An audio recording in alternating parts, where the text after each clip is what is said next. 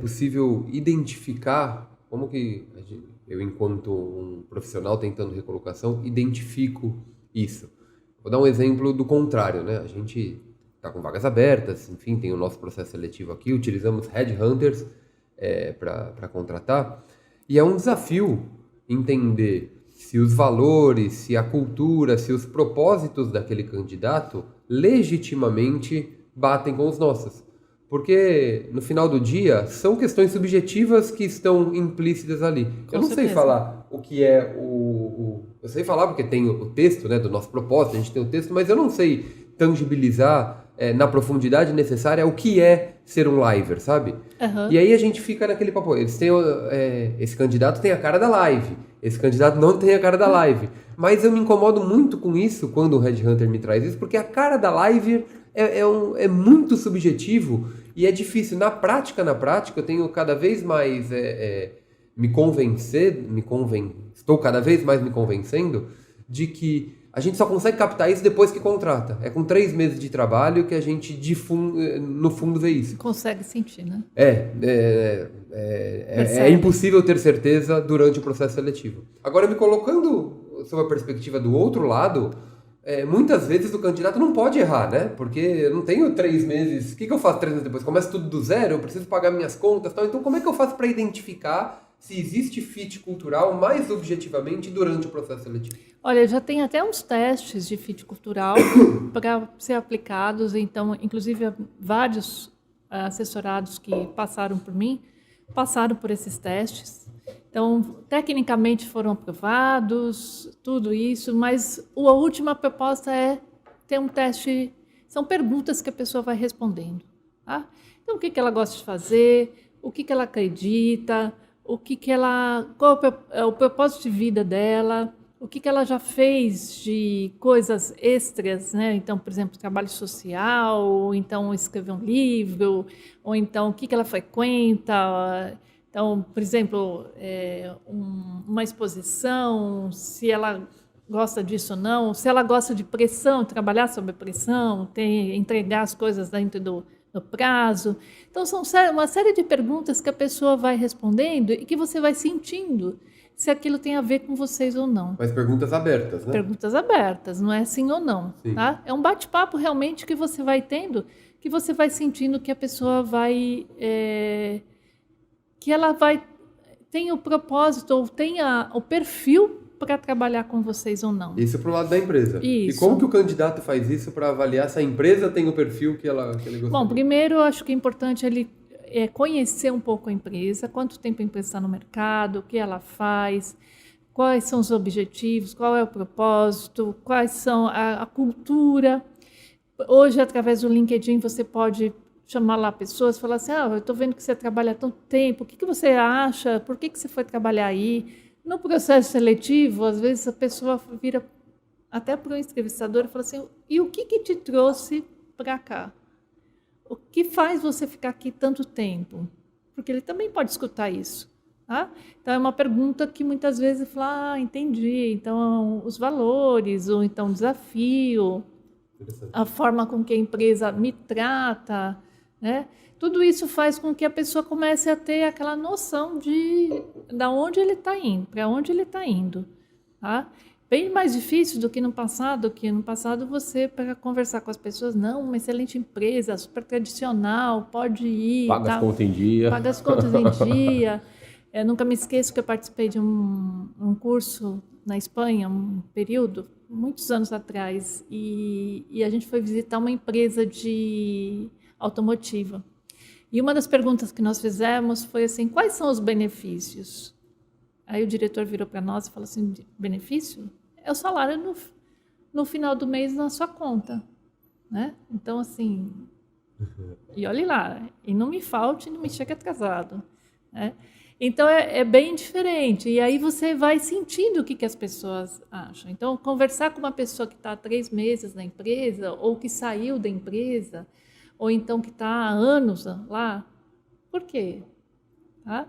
E hoje em dia você tem muitas matérias, muitas coisas que você consegue ler também e identificar.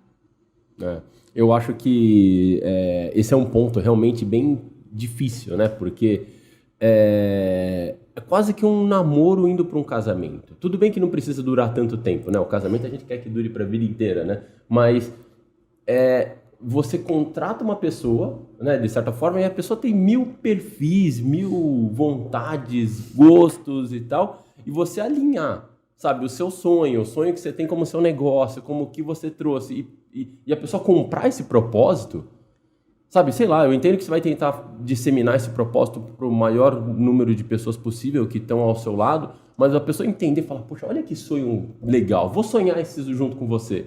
Né? É bem isso, ele tem que sonhar junto com você para querer estar junto. E de certa forma, eu tenho que comprar o sonho da outra pessoa. Então se eu contrato a Emília para trabalhar comigo, eu tenho que falar, Emília, quais que são os seus sonhos? Eu tenho que comprar o seu sonho também. Você tem que comprar o sonho da live de mudar a vida das pessoas e eu tenho que entender os seus e trabalhar pelos seus também. Então é um acordo assim de... a todo momento você tem que ser muito humilde para ouvir, entender o que as pessoas estão querendo, quais são as vontades diversas, né? Aqui na live a gente brinca, né? A gente tem eu, o Scu e o Alex, por exemplo, que a gente faz o podcast. A gente se dá super bem, mas a gente tem perfis completamente diferentes, né? O Scu tem 2 filhas, o Alex tem um filho, eu não tenho crianças, mas e a gente tem perfis de formas de trabalhar, de horários de trabalhar. O Scu gosta de trabalhar até muito mais cedo, eu gosto de trabalhar um horário até mais tarde. Então cada um tem o seu perfil diferente. E eu acho que, independente de qualquer coisa, a gente tem o mesmo sonho, sabe? O impacto que a gente quer causar nas pessoas é igual. Cada um da sua maneira. Cada um entende que pode contribuir de uma forma diferente. Mas você entender, respeitar, admirar aquele outro perfil, que eu acho que é o grande exercício que eu, ao longo desses anos, aprendi muito a fazer, né? Porque a nossa tendência é querer ter todo mundo igual a você, né?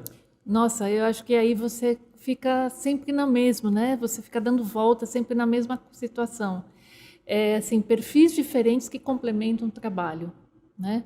E as pessoas têm que, assim, olha, tá, o propósito é esse, eu vou ter que fazer tal coisa, assim, ok, eu quero, né? Ou então, não quero. E a comunicação vale muito nessa hora. Eu sempre falo para as pessoas, invista muito na comunicação, essa parte de empatia, se colocar no lugar do outro para saber se realmente é aquilo que a pessoa quer, entender um pouco a outra pessoa, né? Então, no decorrer do processo até de recolocação, eu vou trabalhando essas etapas também com eles.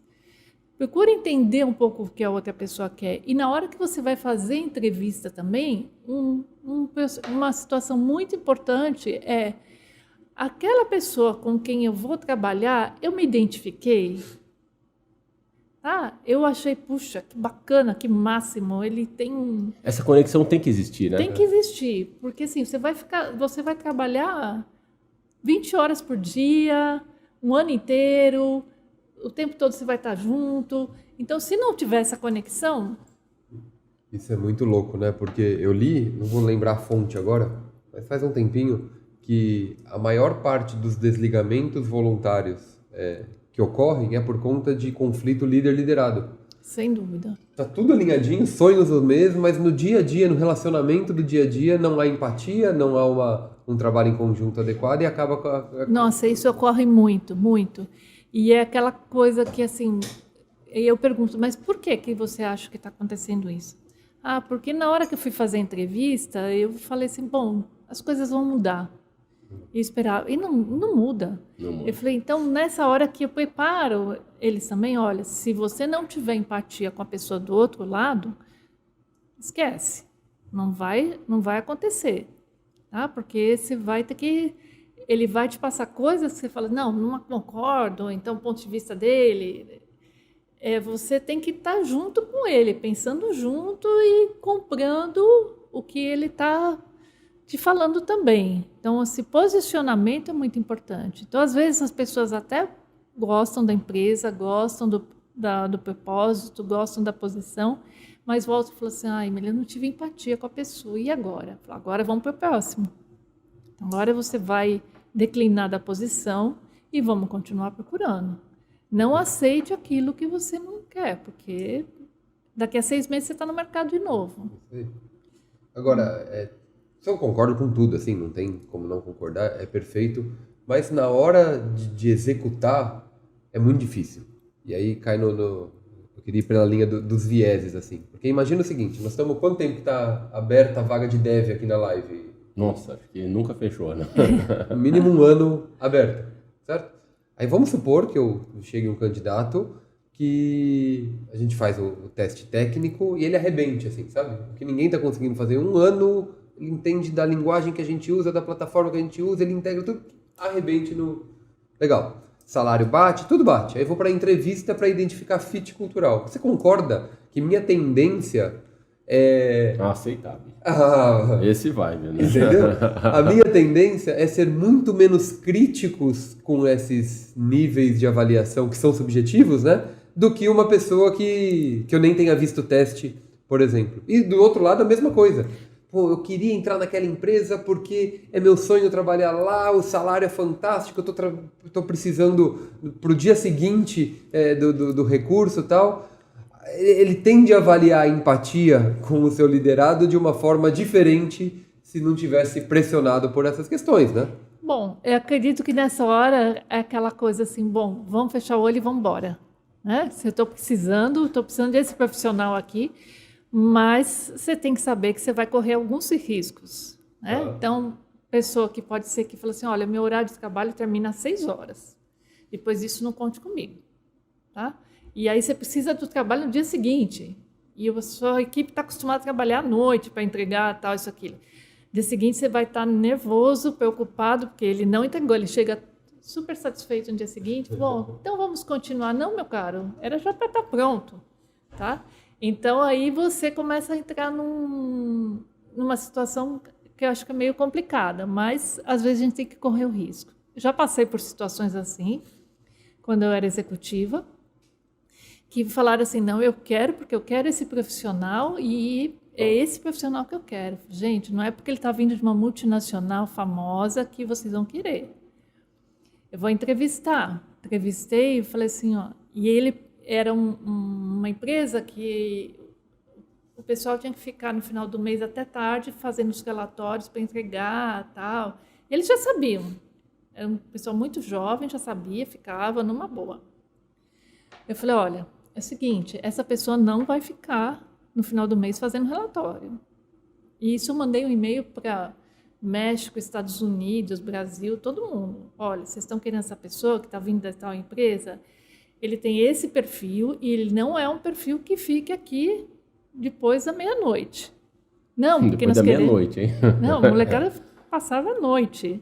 É a empresa que tem fechamento para reportar a matriz no dia do fechamento. Não tem escolha. Não volta, né? Aí chegou eu no dia seguinte, Bela e Formosa, para trabalhar, e o pessoal atrás de mim, Emília, cadê o fulano? Eu falei, e eu que sei, vocês que estão aqui a noite toda, ele sumiu. Né? Aí quando ele chegou, eu falei, e aí? Eu falei que eu não trabalhava depois das 8 da noite. Eu falei, então tá bom, então você vai repetir a mesma coisa para a sua diretoria lá no México. Entendeu? Não durou. Então, E é assim, frustrante para as duas partes. para as duas partes. Porque perdeu tempo no processo seletivo, Você contratou perde errado, o cara tempo, sai, vai né? tudo... Tem o lado das esperanças, de que como É. você muda de emprego, você está jogando o seu futuro ali naquela aposta, né? Então, sim, você não tem muito... Tem os seus prós e contras.